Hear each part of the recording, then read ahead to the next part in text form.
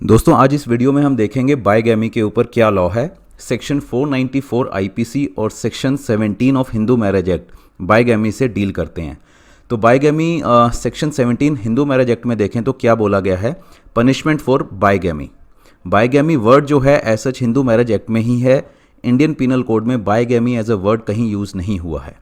तो क्या बोलता है section 17, any marriage between two Hindus, दो हिंदूज के बीच में अगर कोई मैरिज होती है, solemnized after commencement of this act is void if at the date of such marriage either party had a husband or wife living।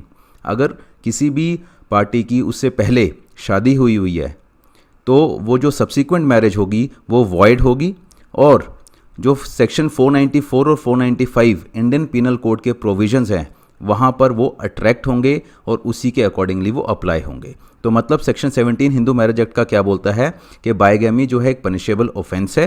494 और 495 IPC में के अकॉर्डिंग इसकी पनिशमेंट होगी।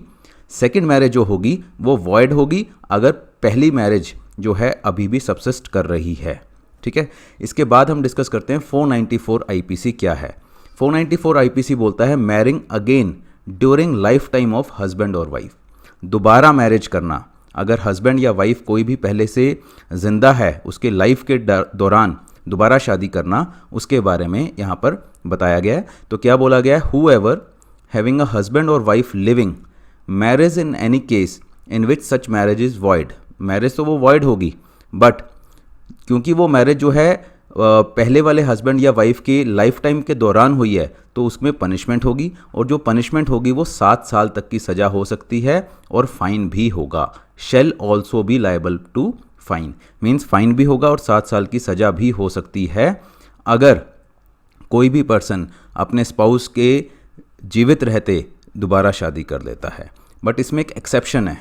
एक्सेप्शन क्या बोली है कि अगर पहले वाली मैरिज जो है वो वॉइड डिक्लेयर कर दी गई है कोर्ट के द्वारा कि पहले वाली मैरिज वॉइड कर दी, या फिर जो स्पाउस था वो एब्सेंट है, उस पर्सन की कंपनी से वो एब्सेंट है 7 साल तक, मीन्स 7 साल से उसके बारे में कुछ भी नहीं सुना कि वो ज़िंदा है या कहाँ पर है, कुछ वेयर अबाउट्स का उसका पता नहीं है। तो एक्सेप्शन 2 है यहाँ पर, अगर पहले वाली मैरिज को वॉइड डिक्लेयर कर दिया गया है या फिर जो स्पाउस था 7 साल तक उसका कोई अता पता नहीं है, तो उस केस में अगर सेकंड मैरिज के टाइम पे जो सामने वाला पर्सन है जिससे शादी की जा रही है उसको ये बता दिया जाए रियल फैक्ट्स के बारे में कि मेरे साथ ऐसी ऐसी ये चीज़ें हैं, तो जो सेकंड मैरिज है वो एक तरह से बायगैमी नहीं कहलाएगी। तो ये एक्सेप्शन यहाँ पर दी हुई है 494 में।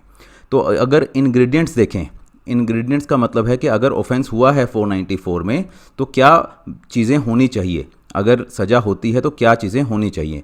तो सबसे पहली क्या है कि जो एक्यूज्ड है वो सबसे पहले तो बात है कि उसकी पहले शादी होनी चाहिए, जो फर्स्ट मैरिज थी वो सबसिस्ट करनी चाहिए, मींस उसमें कोई डिवोर्स नहीं होना चाहिए, उसका कोई वॉइड ना हो, या फिर वो पर्सन जो था जिससे शादी हुई थी वो ज़िंदा है।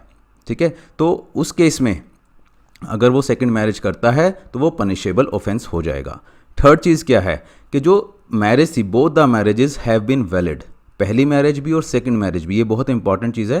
पहली मैरिज भी और सेकंड मैरिज भी, दोनों में जो भी सेरेमनीज़ होती हैं, जो भी पर्सनल लॉ के अकॉर्डिंग जो भी सेरेमनीज़ होगी, दोनों मैरिजेस में वो सेरेमनीज़ हुई होनी चाहिए, दोनों मैरिज वैलिड होनी चाहिए। अगर एक भी मैरिज इनवैलिड है तो सेक्शन 494 में उस पर्सन को सज़ा नहीं हो सकती।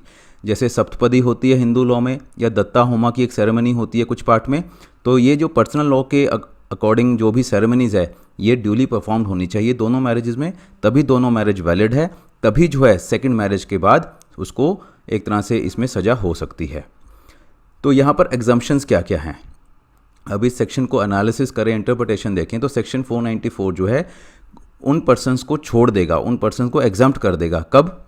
जब फर्स्ट मैरिज जो थी वो डिक्लेयर हो चुकी है वॉइड एंड एनल्ड, मीन्स कोर्ट ने बता दिया कि ये वॉइड मैरिज थी, एनल कर दिया, डिवोर्स दे दिया, तो वो जो है सेकंड मैरिज जब अगर वो कर लेता है तो उसको कोई सज़ा नहीं होगी। दूसरी, या पहले वाला जो हस्बैंड या वाइफ थे वो एब्सेंट हो 7 साल से या 7 साल से ज़्यादा, उसका कुछ वेयर अबाउट्स नहीं पता जैसे मैंने बताया, तो उस केस में भी सेकंड मैरिज की जा सकती है बिना किसी पनिशमेंट के डर के। तीसरी चीज़, द एब्सेंट स्पाउस जो है must not have been heard of by the other party as being alive within that period. Means वही चीज़ हो गई कि जो एब्सेंट स्पाउस है, जो 7 साल से नहीं जिसका पता है, उसके बारे में कोई भी चीज़ सुनी नहीं गई है कि वो कहाँ है कहाँ नहीं है, उसके बारे में कुछ नहीं पता। और लास्ट जो अब सेकंड मैरिज कर रहा है, जो सामने वाला पर्सन है जिससे वो मैरिज कर रहा है सेकंड मैरिज, उसको उसके बारे में बता देना चाहिए कि मेरे ये फैक्ट्स हैं, पहले वाली मैरिज का ये है मेरा जो भी रिज़ल्ट है, और ये मैं सेकंड मैरिज सोलमनाइज कर रहा हूँ। तो सेकंड वाले जो पर्सन है जिसके साथ शादी कर रहा है, उसको अच्छे से इस बात की क्लैरिटी दे देनी चाहिए। कोर्ट्स ने क्या हेल्ड किया है? सुप्रीम कोर्ट ने एक बड़ा फेमस केस रहा है, गोपाल लाल वर्सेस स्टेट ऑफ राजस्थान। बहुत इंटरेस्टिंग है। इसमें बोला गया है, when a spouse contracts a second marriage while the first marriage is still subsisting, अभी तक वो सबसिस्ट कर रही है और वो सेकंड मैरिज कर लेता है, the spouse become guilty of bigamy under 494 only if, कहता है 494 में वो गिल्टी तभी है if it is proved that second marriage was a valid one. अगर सेकंड मैरिज वैलिड है, वो प्रूव हो जाता है, तभी वो 494 में सज़ा हो सकती है उसको। ठीक है, valid one in the sense of necessary ceremonies required by law और कस्टम।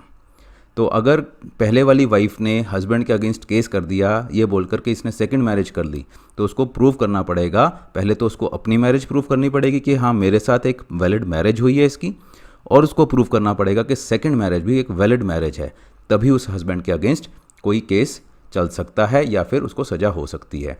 तो ये चीज़ एक Godavari versus state of Maharashtra case था 1985 का, उसमें भी कोर्ट ने बोला कि proof of solemnisation of second marriage is must, such proof is also required for first marriage. तो दोनों मैरिज के लिए प्रॉपर प्रूफ के दोनों वैलिड हैं, प्रूफ होना चाहिए। यहाँ पर बोला कि where the complainant wife filed a complaint regarding the second marriage of her husband, husband के अगेंस्ट उसने कंप्लेंट फाइल की कि इसे मेरे हस्बैंड ने सेकंड मैरिज कर ली, तो वो फेल हो गई प्रूफ करने में कि उसकी पहले वाली जो वो कह रही थी कि मेरे साथ मैरिज की थी इसने, वो लीगल है और वैलिड है, यही प्रूफ करने में वो एक तरह से फेल हो गई। तो 494 वहाँ पर आ ही नहीं सकता, उसमें सज़ा हो ही नहीं सकती। सेकंड मैरिज सही थी या गलत थी, उसका क्वेश्चन ही अराइज नहीं होता जब तक कि वो पहले वाली मैरिज ना प्रूव कर दे, राइट। तो ये है 494 आईपीसी और सेक्शन 17 हिंदू मैरिज एक्ट। तो इस वीडियो को मेरा सिर्फ एक ही मोटिव है कि आपको करेक्ट लॉ का पता हो। बहुत बार मिसकंसेप्शन रहते हैं, मिथ रहते हैं कि सेकंड मैरिज में सज़ा कैसे होगी कैसे नहीं होगी।